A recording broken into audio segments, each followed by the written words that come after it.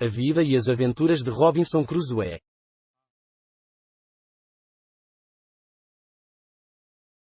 Iniciar em vida. Nasci no ano de 1632, na cidade de York, de uma família boa, embora não original daquela área, sendo meu pai um estrangeiro de Bremen, que se estabeleceu primeiro em Halle.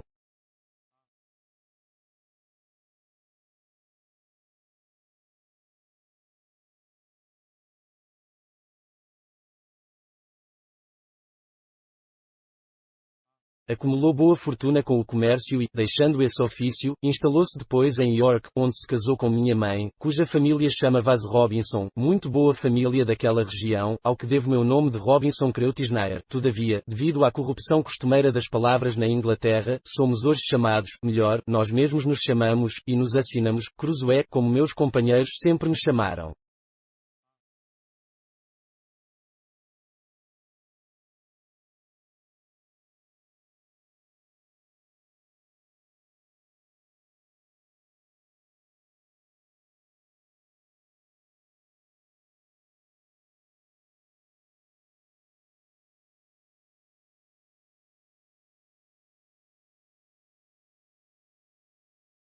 Tive dois irmãos mais velhos, um dos quais chegou a tenente-coronel de um regimento inglês de infantaria em Flandres, comandado inicialmente pelo famoso coronel Lockhart, e foi morto na batalha perto de Dunkerque contra os espanhóis.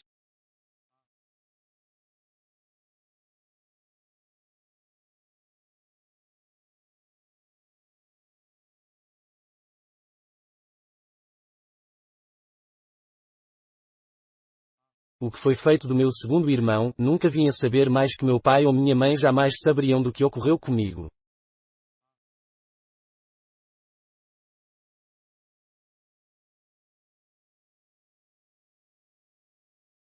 Sendo o terceiro filho da família, e sem formação em nenhum ofício, desde muito cedo minha cabeça começou a se encher de pensamentos errantes.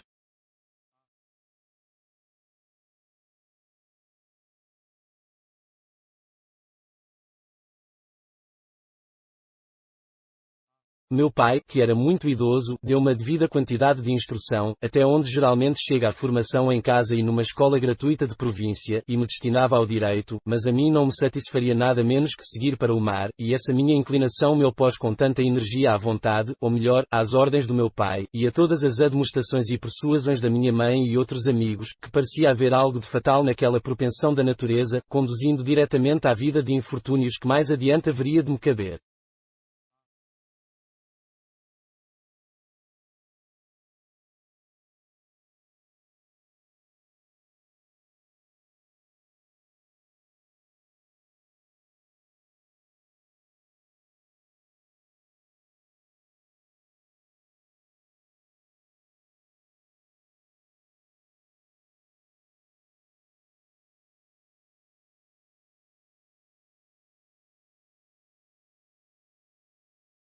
Meu pai, homem sábio e grave, deu-me sérios e excelentes conselhos em oposição ao que antevia como meu destino.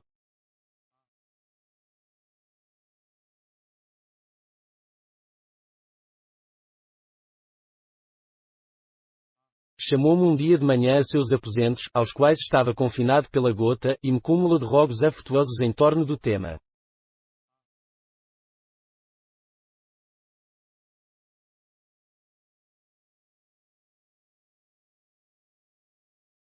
Perguntou quais motivos além da mera inclinação pela vida errante eu tinha para deixar a casa paterna e a terra natal, onde podia ter certeza de um bom começo e da possibilidade de melhorar sempre minha posição recorrendo tão somente ao zelo e à diligência, que me valeriam uma vida airosa e confortável.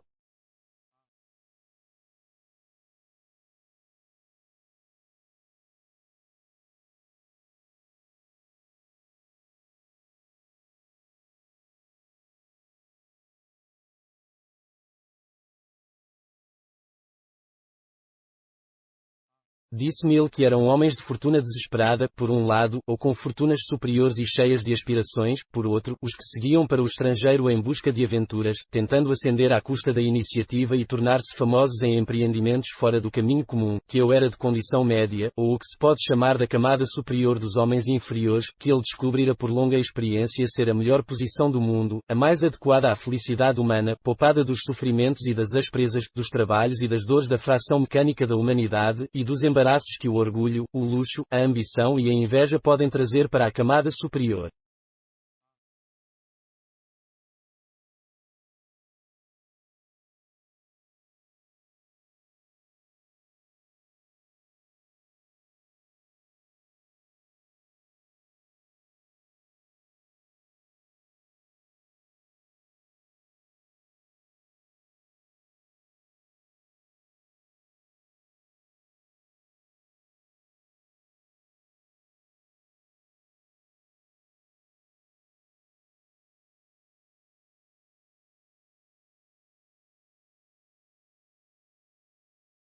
Disse-me que uma coisa bastava para avaliar a felicidade desse estado, a saber, que era sempre essa a condição de vida invejada por todos os demais, que muitas vezes os reis lamentavam os efeitos terríveis de terem nascido para os grandes acontecimentos, desejando na verdade terem nascido a meio caminho entre os dois extremos, a igual distância do pequeno e do grande, que muitos sábios afirmavam ser esse o justo padrão da verdadeira felicidade, e que ele rezava para nunca se ver às voltas com a pobreza nem com riquezas.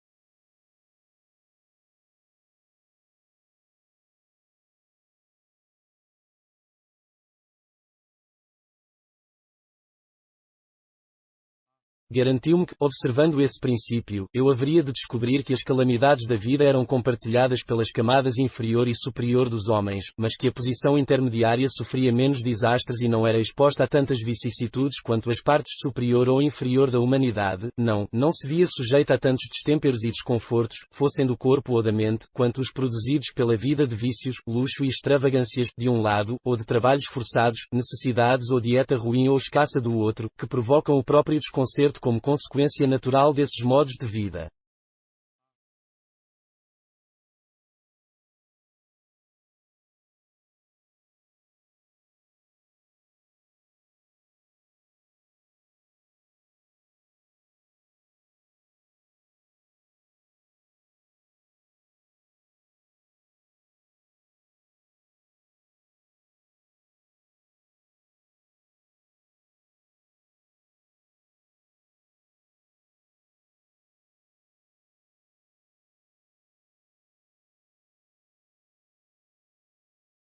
A situação intermediária na vida era a mais adequada a todo tipo de virtude e todo tipo de proveito, que a paz e a fartura eram as damas de companhia de uma fortuna intermediária, que a temperança, a moderação, a calma, a saúde e a sociedade, todas as diversões adequadas e todos os prazeres desejáveis, eram bênçãos destinadas às posições intermediárias da vida.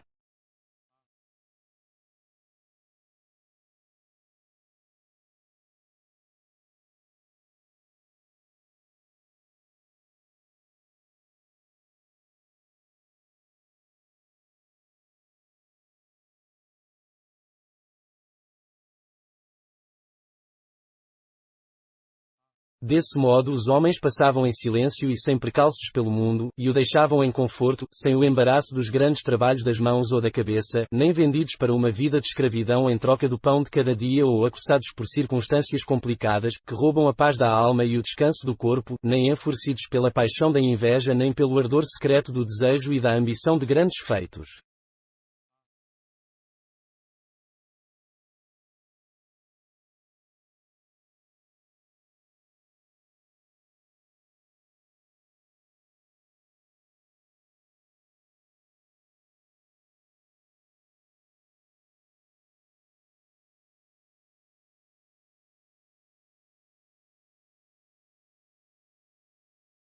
Mas em circunstâncias fáceis, numa calma deriva pelo mundo, experimentando os deleites da vida com comedimento e sem amargor, sentindo que são felizes, e aprendendo com a experiência de cada dia a ter dessa condição uma consciência sensata.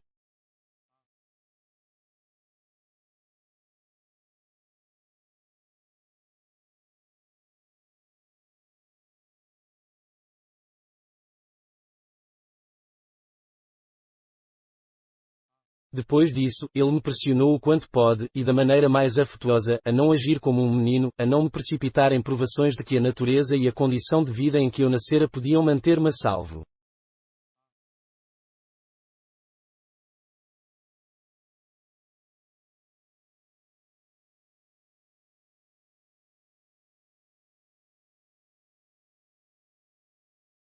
Que eu não tinha necessidade de sair em busca do meu pão.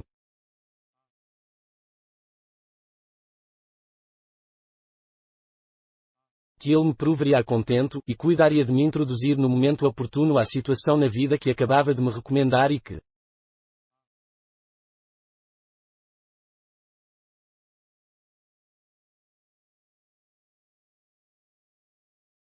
se eu não me sentia à vontade e feliz no mundo, deviam ser apenas meus fados ou algum defeito que me prejudicava.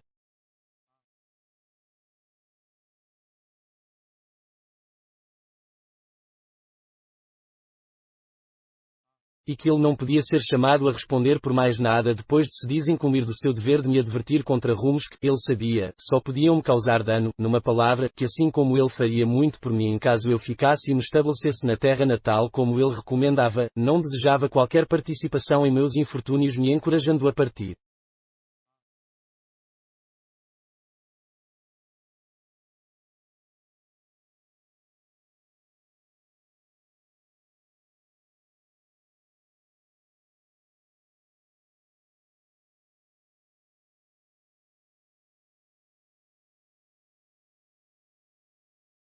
E, para encerrar, disse que eu tinha o exemplo do meu irmão mais velho, com quem ele empregou o mesmo empenho de persuasão tentando impedir que partisse para as guerras dos Países Baixos, mas sem sucesso contra os desejos do jovem, que o levaram a entrar para o exército onde acabou morto.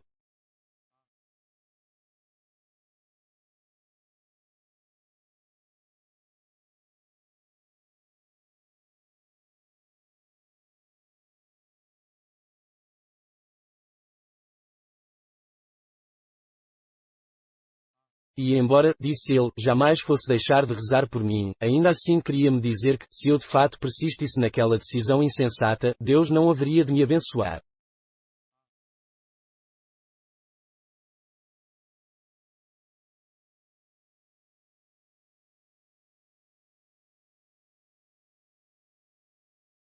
E eu teria tempo de sobra mais adiante para refletir sobre o desacato a seu conselho quando não houvesse ninguém para me apoiar em meu restabelecimento.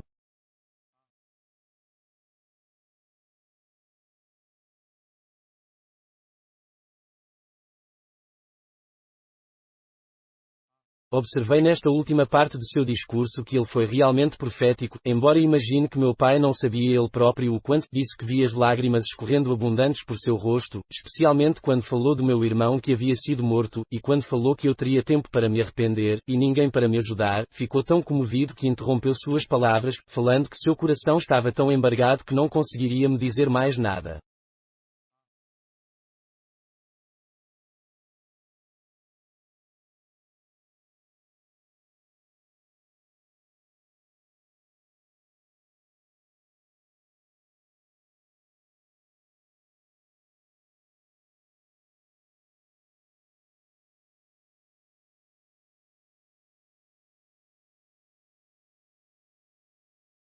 Fiquei sinceramente tocado com esse discurso, e de fato ninguém poderia reagir de outro modo. Resolvi não cogitar mais de viajar para o estrangeiro, e sim me estabelecer em minha terra, de acordo com a vontade do meu pai.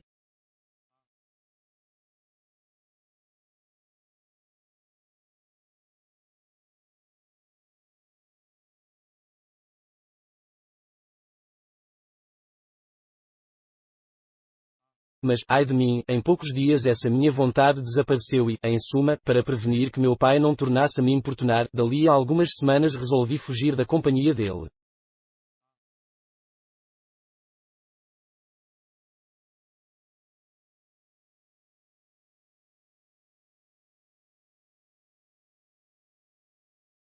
Todavia, não me precipitei como me incitava o primeiro calor da minha decisão, mas abordei minha mãe, num momento em que a achei mais cordial que de costume, e lhe disse que meus pensamentos estavam tão inteiramente voltados para ver o mundo que eu jamais conseguiria tomar qualquer outro rumo com suficiente decisão para seguir adiante, e que seria melhor meu pai me dar seu consentimento do que me obrigar a partir sem ele, que agora eu tinha 18 anos, e já era tarde demais para me iniciar como aprendiz de algum ofício ou escrevente para algum advogado.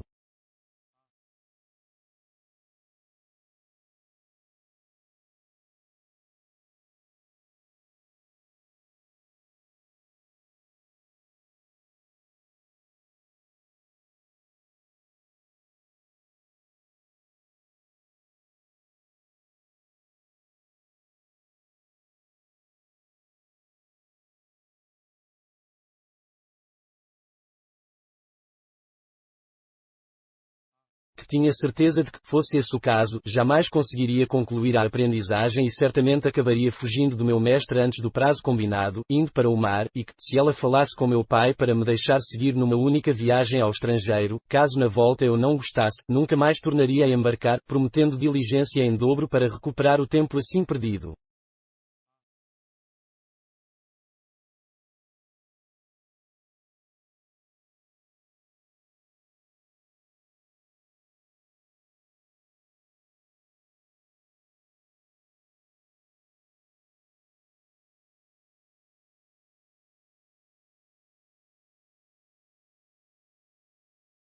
Isso deixou minha mãe muito agitada, disse-me estar convencida de que não surtiria efeito ela falar com meu pai sobre esse assunto, que ele sabia perfeitamente qual era meu interesse e jamais daria seu consentimento a alguma coisa que me prejudicasse, e que ela se perguntava como eu podia seguir pensando dessa maneira depois da conversa com meu pai e das expressões gentis e carinhosas que ela sabia ter ele usado comigo, e que, em suma, aquilo seria minha ruína, e não havia jeito, mas que eu podia ter certeza de que jamais iria obter o consentimento deles, e que, pela parte dela, não queria ter papel algum em minha dísdita, e que eu jamais poderia afirmar que minha mãe dizia sim quando meu pai dizia não.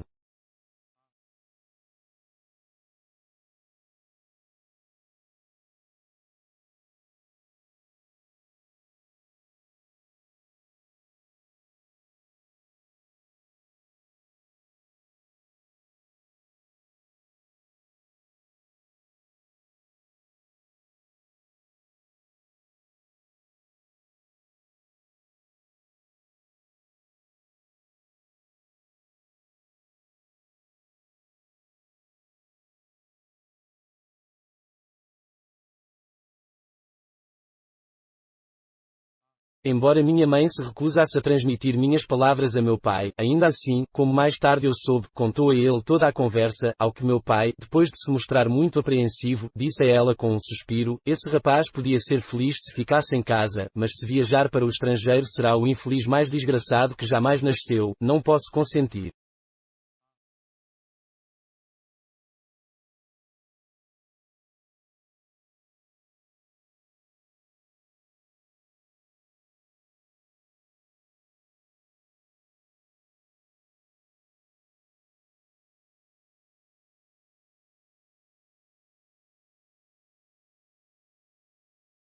Foi só um ano mais tarde que finalmente fui embora, ainda que nesse meio tempo tenha-me obstinado na recusa a qualquer proposta de trabalho, perseverando em discussões frequentes com meu pai e minha mãe em que me queixava do quanto os dois persistiam numa oposição determinada ao que reconheciam como minha inclinação.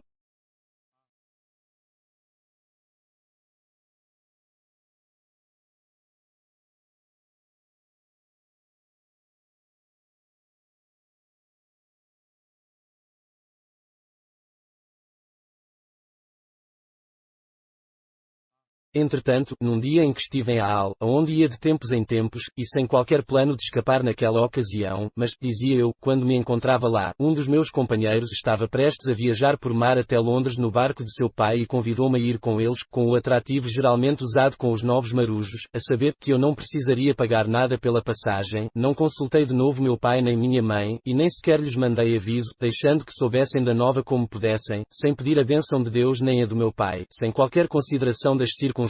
ou consequências, e em má hora, sabe Deus, no dia de setembro de 1651,8 embarquei num navio que rumava para Londres.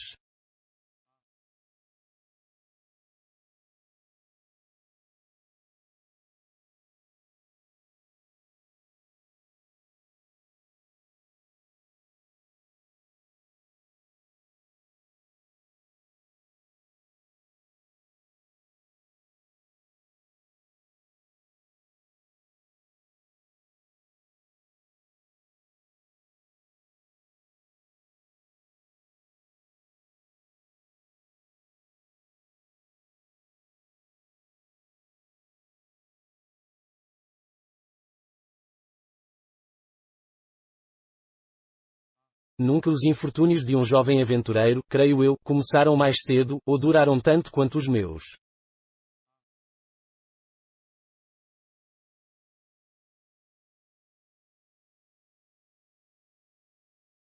Assim que o navio se afastou da Úmbar, o vento começou a soprar, e as ondas, a crescer da maneira mais assustadora, e, como eu jamais estivera antes no mar, sentia mais indescritível agonia do corpo, e o espírito aterrorizado.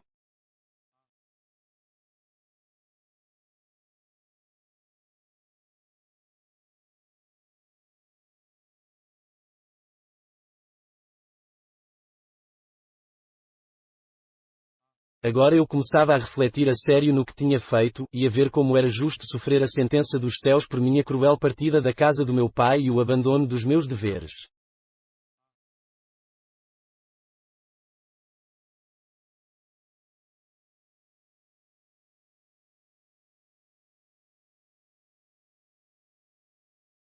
Todos os bons conselhos dos dois, as lágrimas do meu pai e as súplicas da minha mãe, ressurgiram em minha mente, e minha consciência, que ainda não se tornara calejada como haveria de se tornar, repreende a meu desdém aqueles conselhos e a quebra dos meus deveres para com Deus e meu pai.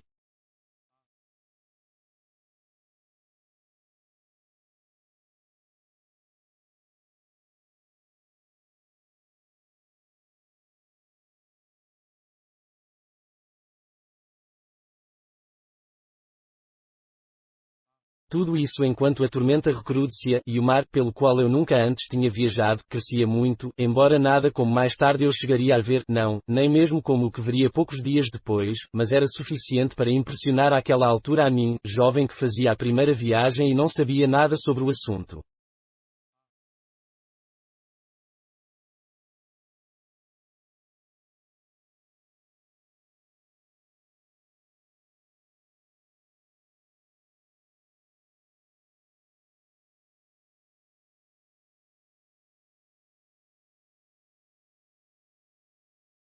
Eu imaginava que a próxima onda nos engoliria, e cada vez que o navio se precipitava para baixo, dando a impressão de que descia ao fundo de um poço ou nas profundezas do mar, achava que nunca mais tornaria à superfície, e em meio a essa agonia mental fiz muitas promessas e tomei muitas resoluções, que se aprovesse a Deus poupar minha vida naquela viagem, que se eu tornasse a pisar em terra firme, voltaria diretamente para a casa do meu pai e nunca mais poria os pés num navio até o fim dos meus dias, que acataria os seus conselhos e nunca mais me exporia a provações como aquela.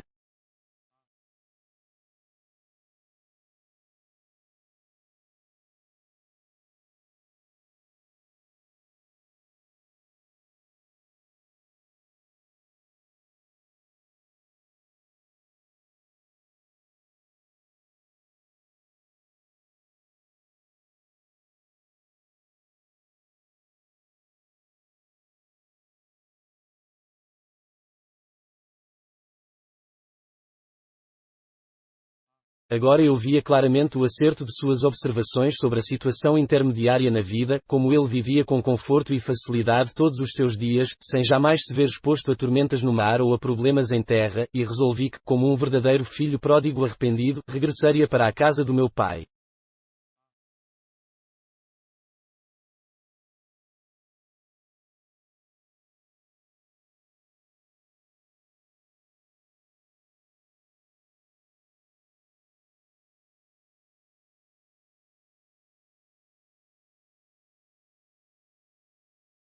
Esses pensamentos sóbrios e sensatos persistiram enquanto durou a tempestade, e até um pouco mais, no dia seguinte, porém, o vento abrandou, o mar aquietou e comecei a ficar mais habituado a ele, entre mentes, passei o dia todo a cismar, pois ainda me sentia um tanto mareado, mas no fim do dia o céu clareou, o vento arrefeceu quase de todo e veio uma linda noite, o sol se pôs totalmente sem nuvens, e se levantou da mesma forma no dia seguinte, e havendo vento pouco, quase nenhum, com o mar liso e ensolarado, o panorama, em minha opinião, era o mais lindo que eu jamais contemplara.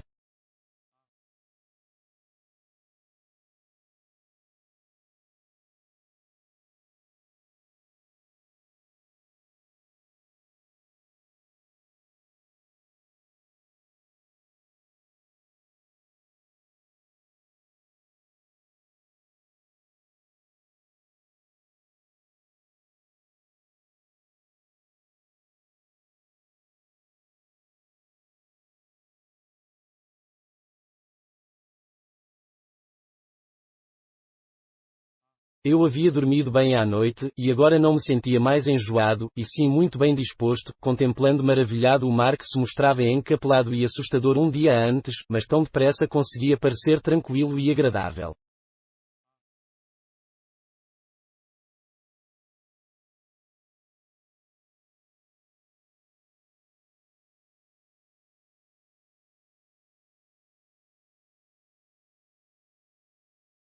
E agora, para que minhas boas resoluções não continuassem em vigor, meu companheiro, que na verdade me convencerá aquela viagem, se aproxima de mim, e então, Bob, diz ele, dando-me um tapa no ombro, como está se sentindo depois de tudo?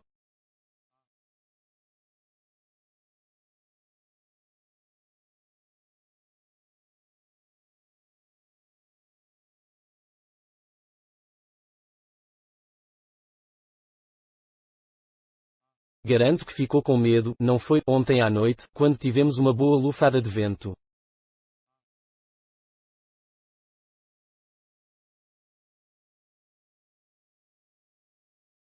Uma boa lufada, é como você diz, respondi eu, foi uma tempestade terrível.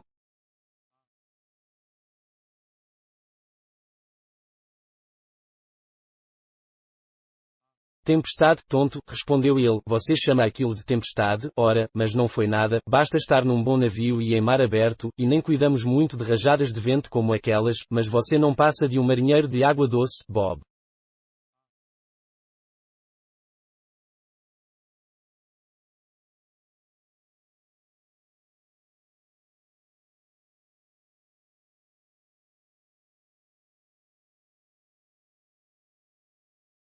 Venha, quero preparar uma jarra de ponche, e vamos esquecer disso tudo, viu como o tempo agora ficou lindo.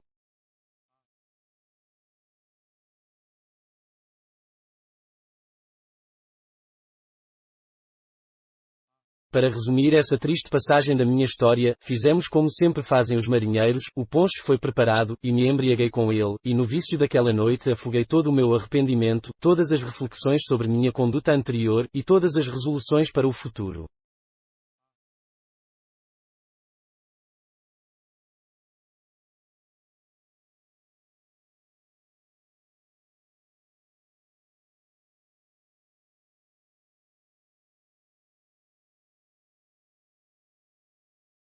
Numa palavra, assim como o mar foi devolvido a seu estado liso e calmo no fim daquela tempestade, da mesma forma, tendo cessado a agitação dos meus pensamentos, ficando esquecidos meus medos e apreensões de ser tragado pelo mar, retornou a corrente dos meus desejos anteriores, e esqueci inteiramente os votos e as promessas que fiz em minha provação.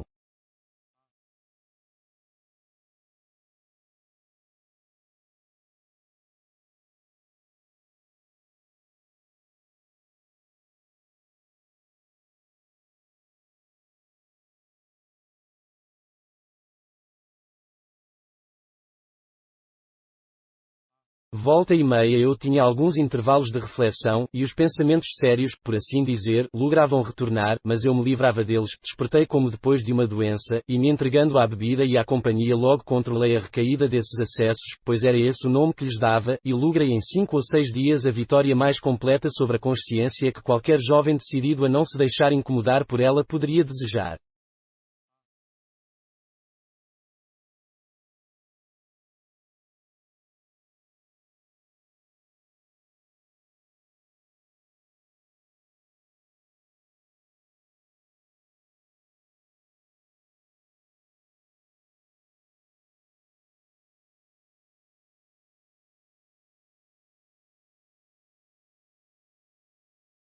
Mas ainda me aguardavam novas provações, e a providência, como geralmente opera nesses casos, resolveu-me deixar totalmente sem desculpa, pois se eu não considerei ter sido salvo naquela ocasião, a seguinte seria de tal monta que mesmo os piores e mais calejados dentre nós haveriam de admitir o tamanho do perigo de que fomos poupados.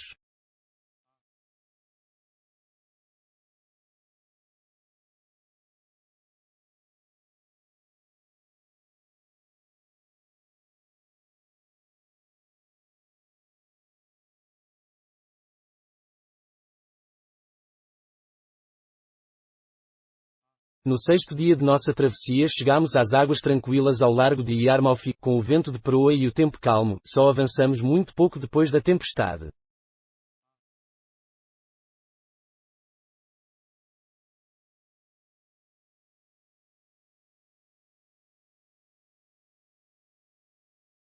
Aqui fomos obrigados a lançar a âncora, e lá ficamos parados, sempre com o vento de proa, a saber, sudoeste, por 7 ou 8 dias, durante os quais muitos navios de Newcastle foram chegando ao mesmo local, ponto comum onde podiam esperar o vento mudar para subir o rio.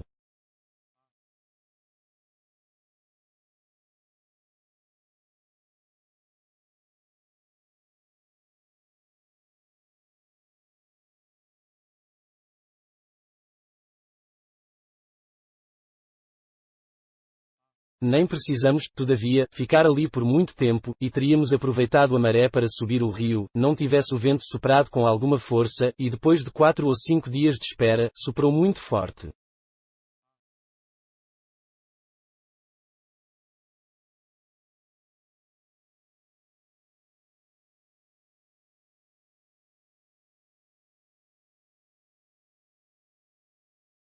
No entanto, como esse trecho de mar era tão tranquilo quanto o de um porto, com a ancoragem boa e nossas amarras em terra muito firmes, os homens estavam despreocupados e nem um pouco apreensivos com o perigo, passando o tempo a descansar e na diversão, à maneira dos homens do mar, mas no 8º dia, ao amanhecer, o vento aumentou e todos os homens a bordo precisaram trabalhar juntos para baixar o mastro da gávea e deixar tudo amarrado e bem preso, para que o navio pudesse avançar com a maior facilidade possível.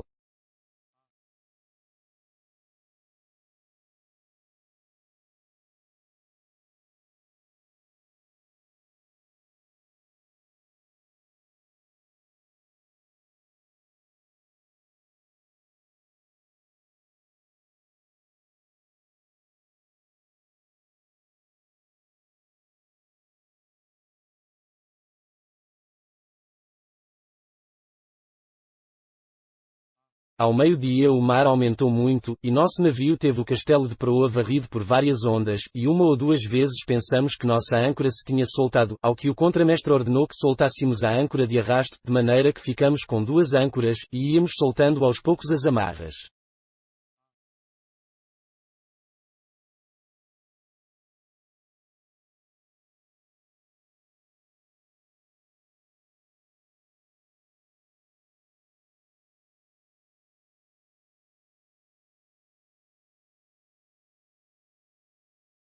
A essa altura rebentou uma tormenta realmente terrível, e então comecei a ver pavor e espanto mesmo nos rostos dos marujos.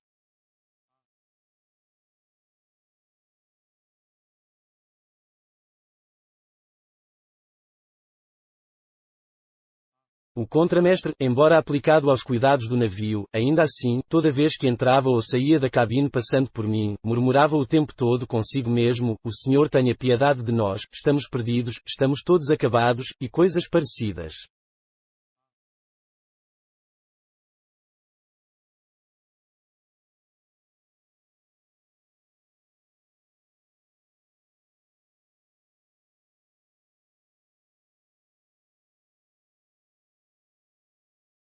Durante as primeiras rajadas de vento fiquei apalermado, deitado imóvel em minha cabine, que ficava abaixo da ponte de comando, e não sei descrever meu estado de espírito, já não podia refazer a primeira promessa, que para todos os efeitos eu tinha renegado e contra a qual eu endurecera o coração, pensei que o amargor da morte tivesse passado, e que daquela vez também não havia de acontecer nada, como da primeira, mas quando o próprio contramestre passou por mim, como contei há pouco, dizendo que estávamos todos perdidos, fiquei horrivelmente assustado.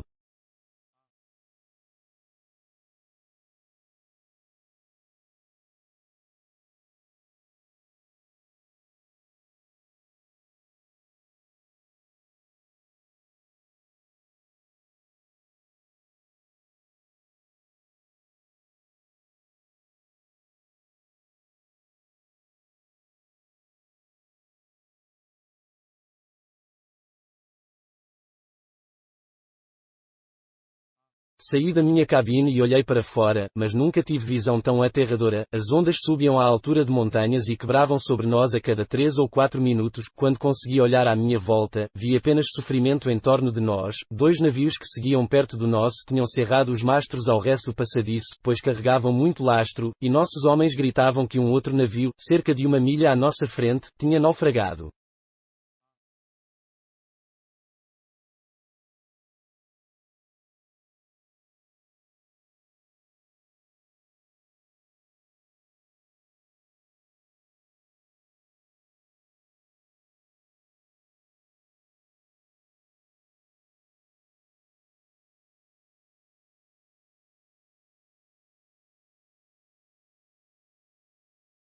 2 outros navios tinham recolhido as âncoras e tomado o rumo do alto mar, preferindo aquele risco, sem mastro algum de pé.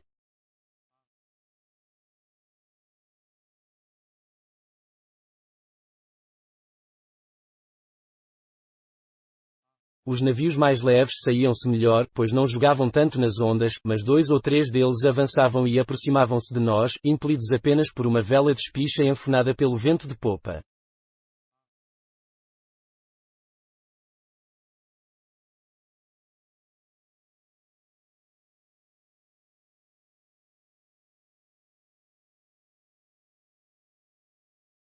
Ao anoitecer, o piloto e o contramestre suplicaram ao capitão do nosso navio que os deixasse cortar nosso mastro devante, o que ele não quis permitir, mas diante dos protestos do contramestre, de que do contrário o navio iria afundar, ele deu o consentimento, e, depois que cortaram o mastro devante, o mastro principal balançou tanto e fez o navio sacudir a tal ponto que se viram obrigados a cortá-lo também, deixando-o com vés a nu.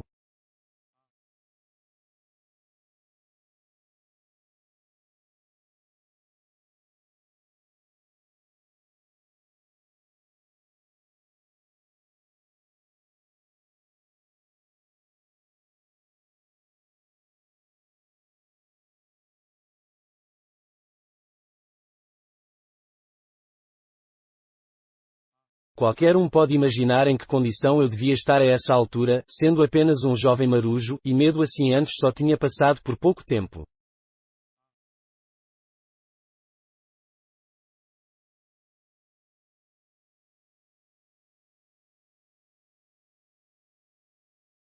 Mas, se posso exprimir à presente distância os pensamentos que me ocorreram naquele momento, tive a mente tomada por 10 vezes mais pavor ao me dar conta das minhas convicções anteriores, e de tê-las trocado novamente por minhas enganosas resoluções iniciais, do que da própria morte, e isso, acrescido ao terror da tempestade, me deixou num estado que não tenho palavras para descrever.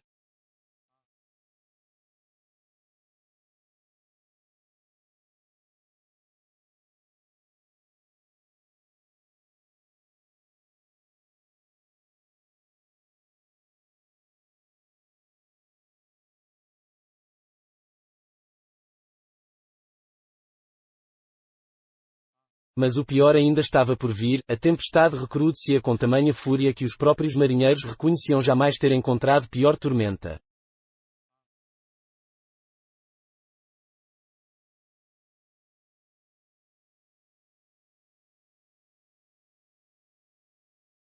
Tínhamos um bom navio, mas levava carregamento pesado e balançava muito na água, de modo que os marujos volta e meia gritavam que íamos a pique.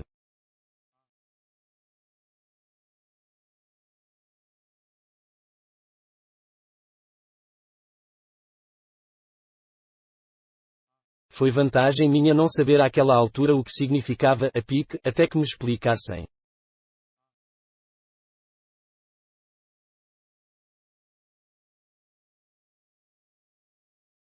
No entanto, a tempestade era tão violenta que pude ver o que raramente se vê, o capitão, o contramestre e alguns outros mais experientes fazendo suas orações, e esperando que o navio afundasse a cada momento.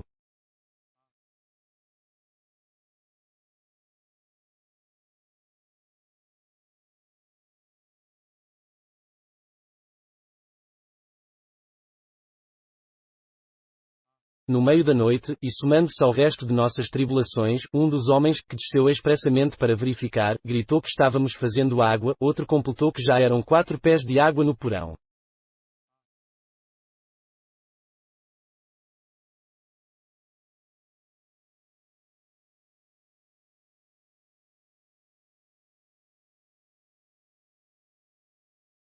Então todos os homens foram convocados para trabalhar nas bombas.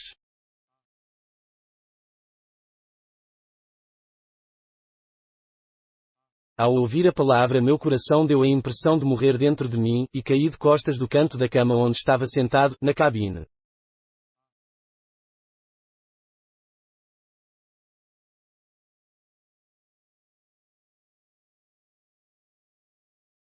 Entretanto, os homens me fizeram levantar e me disseram que, mesmo sem nunca ter feito nada antes, eu era tão capaz de trabalhar na bomba quanto qualquer outro, ao que me levantei e fui até a bomba, onde me pus a trabalhar com grande energia.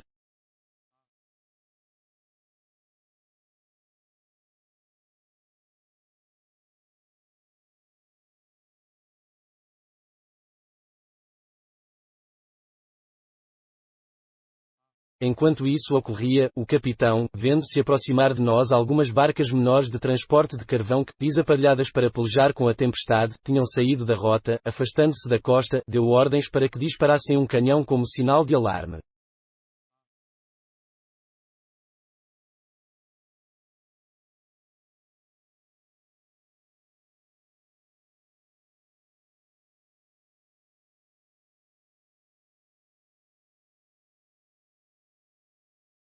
Eu, que não sabia o que aquilo significava, fiquei tão atônito que pensei que o navio se tivesse partido ao meio, ou que alguma outra coisa medonha havia acontecido.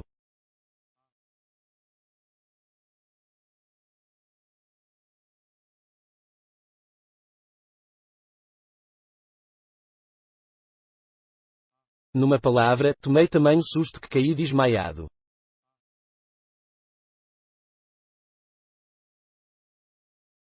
Como era um momento em que cada um precisava cuidar antes de tudo da própria vida, ninguém se ocupou de mim ou com o que acontecia comigo, mas outro homem tomou meu posto na bomba e, empurrando-me para o lado com o pé, me deixou ali estendido, pensando que eu estivesse morto, e muito tempo passou antes que eu voltasse a mim.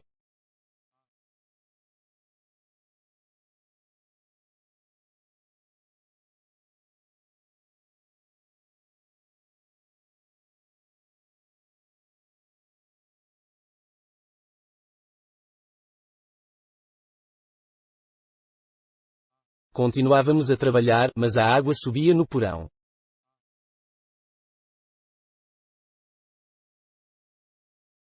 E parecia que o navio iria naufragar, e embora a tempestade tenha começado a amainar um pouco, ainda assim, como não era possível fazer o navio virar para tomar o rumo do porto, o comandante continuou disparando os canhões para pedir socorro.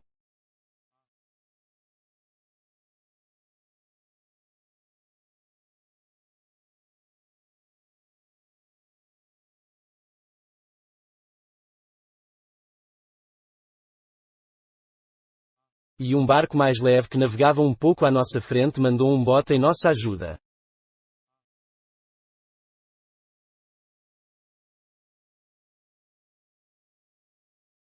Foi com grande perigo que o bote se aproximou de nós, mas não conseguimos içá-lo para bordo, nem eles puderam se aproximar do costado do nosso navio, até que finalmente, enquanto todos eles remavam com grande energia e arriscando as vidas para salvar as nossas.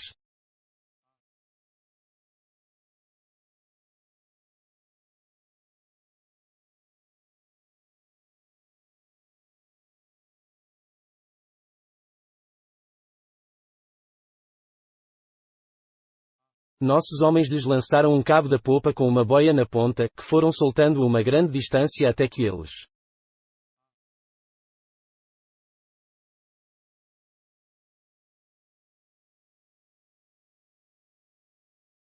Com grandes esforços e perigos, conseguiram pegá-lo, e os puxamos para perto da nossa popa, entrando todos no bote deles.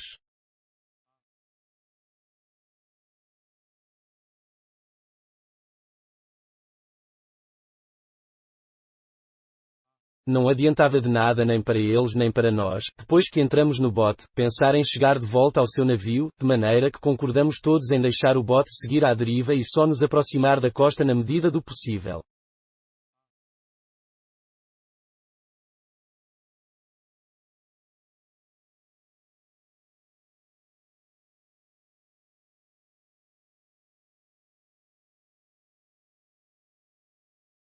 E nosso capitão prometeu a eles que, se o bote se destroçasse na costa, ele compensaria o capitão deles, e assim, em parte remando e em parte pilotando, nosso bote partiu no rumo norte, tomando a direção da costa já quase na altura de Winterton Ness.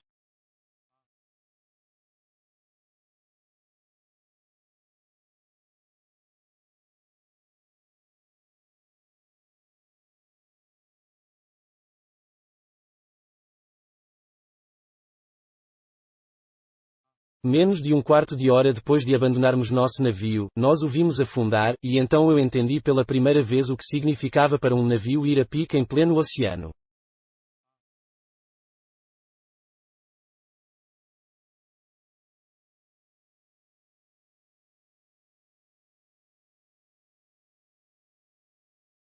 Devo reconhecer que mal tive coragem de olhar quando os marinheiros me disseram que o navio estava afundando, pois naquele momento eles mais me carregaram para dentro do bote do que se pode dizer que eu tenha embarcado. Meu coração, por assim dizer, estava morto dentro de mim, em parte de medo, em parte com o horror do meu espírito e os pensamentos acerca do que eu tinha pela frente.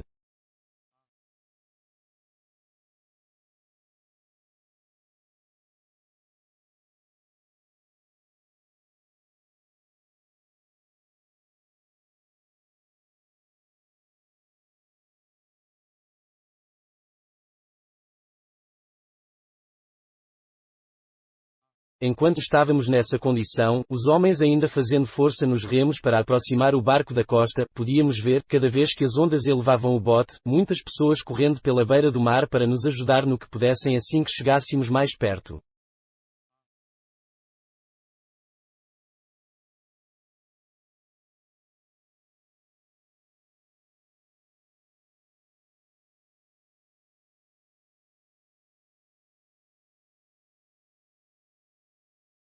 Entretanto, avançávamos muito devagar para a costa, e só conseguimos alcançá-la depois de passar o farol de Winterton, no ponto em que a costa se afasta para o oeste na direção de Cromer, quando a terra quebrou um pouco a violência do vento.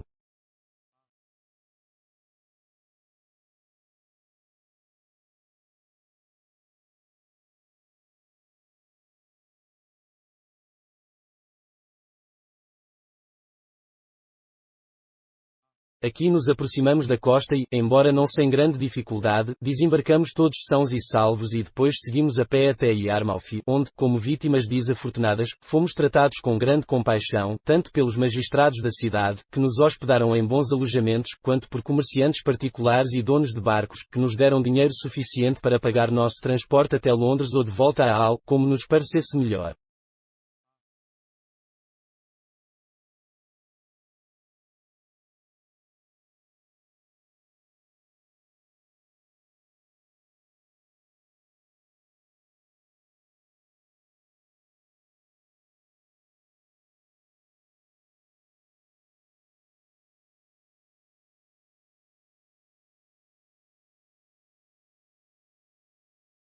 Houvesse eu nesse momento tido o bom senso de tomar o rumo da Hull e voltar para casa, teria sido feliz.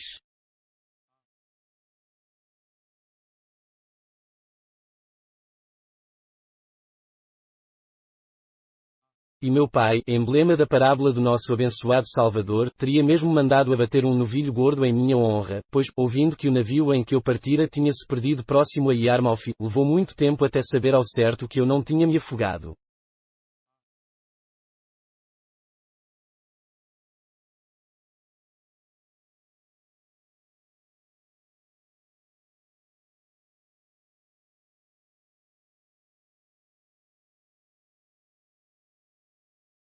Mas quis minha má sorte que eu mantivesse o rumo, com uma obstinação a que nada podia resistir, e embora várias vezes minha razão tenha clamado em altos brados, e meu julgamento mais comedido recomendado que eu voltasse para casa, não tive forças para tanto.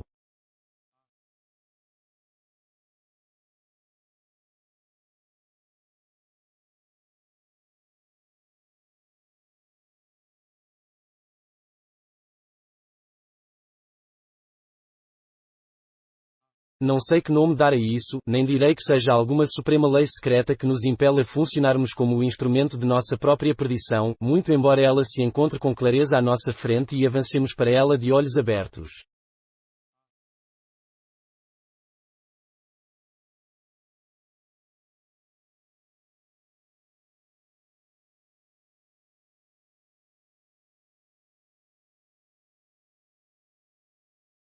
É certo que nenhuma outra coisa além de um mau fado inevitável como esse, a que me era impossível escapar, poderia me fazer seguir adiante contrariando o raciocínio e os argumentos ponderados dos meus pensamentos mais íntimos, e os dois avisos tão visíveis com que me deparei logo em minha primeira tentativa.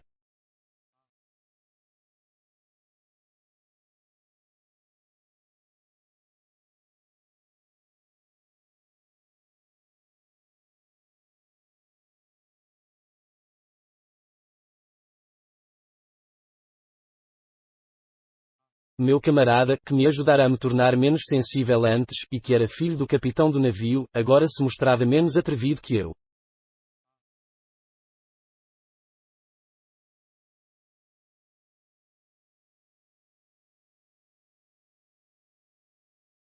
A primeira vez que conversou comigo depois que chegámos a Yarmouth, o que só ocorreu 2 ou 3 dias mais tarde, pois ficamos separados em alojamentos diferentes na cidade, como eu dizia, a primeira vez que me viu, tive a impressão de que seu tom agora era outro.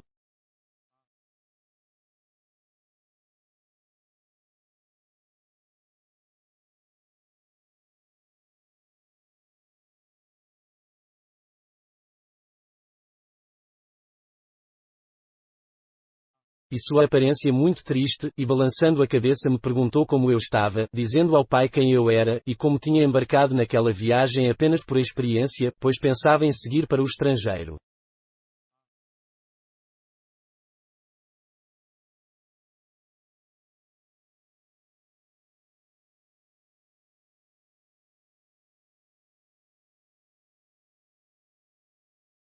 Seu pai virou-se para mim com tom muito grave e preocupado. Meu jovem, disse ele, tu nunca mais devias ir para o mar, devias tomar o acontecido como um sinal claro e visível de que teu destino não é navegar.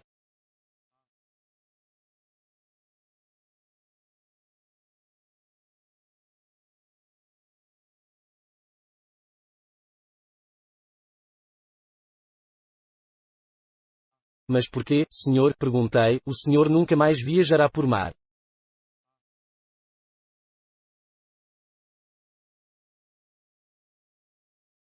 O caso é diferente, respondeu ele, é minha vocação, e portanto meu dever, mas tu, como fizeste essa viagem por experiência, podes ver à amostra que os céus te reservam caso persistas.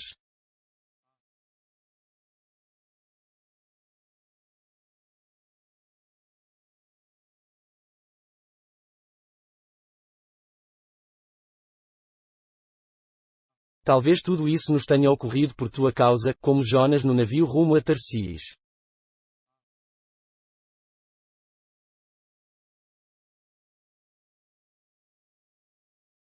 Diz, continuou ele, quem és tu, e por que motivo decidiste seguir para o mar?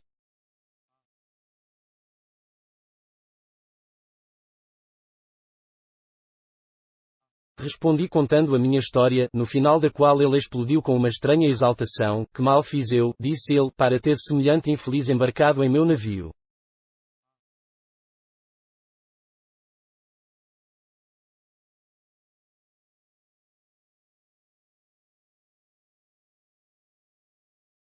Ainda que me paguem 1000 libras, nunca mais ponho meus pés no mesmo navio em que estiveres.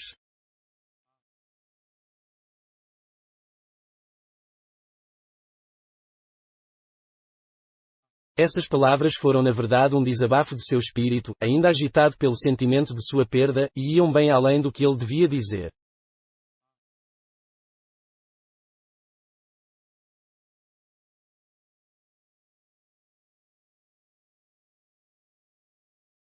No entanto, mais adiante ele conversou comigo com toda a seriedade, exortando-me a voltar para meu pai e não tentar a providência com a minha ruína, disse que eu podia perceber a mão visível dos céus se erguendo contra mim.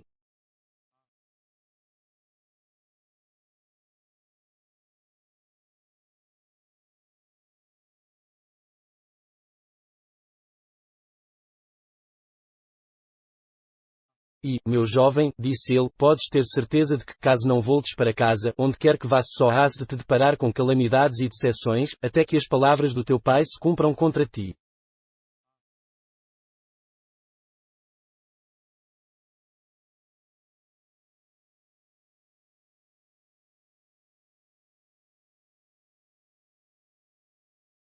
Despedimos-nos pouco depois, pois eu praticamente não lhe dei resposta, e nunca mais o vi. Para onde foi, não sei.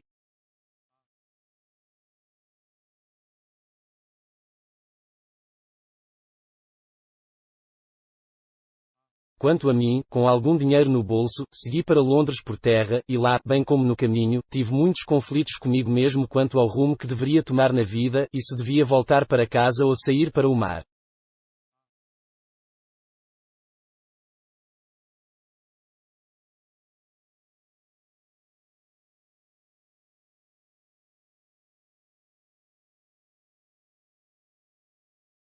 Quanto a ir para casa, a vergonha impedia a melhor decisão que se apresentava a meus pensamentos, pois imediatamente me ocorreu como os vizinhos haveriam de rir de mim, e como eu haveria de ficar envergonhado, não só diante do meu pai e da minha mãe, mas também de todos os outros.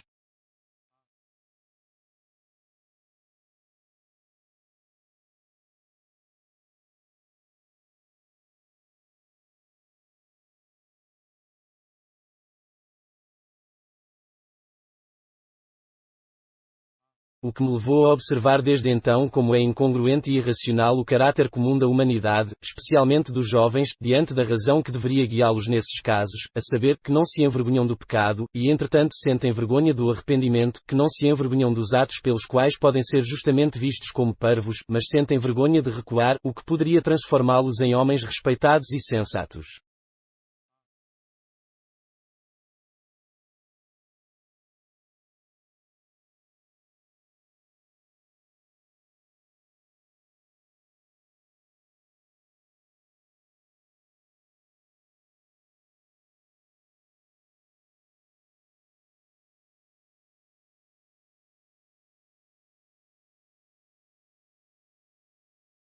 Nessa condição de vida, contudo, permaneci algum tempo, incerto de quais medidas tomar e de qual caminho seguir.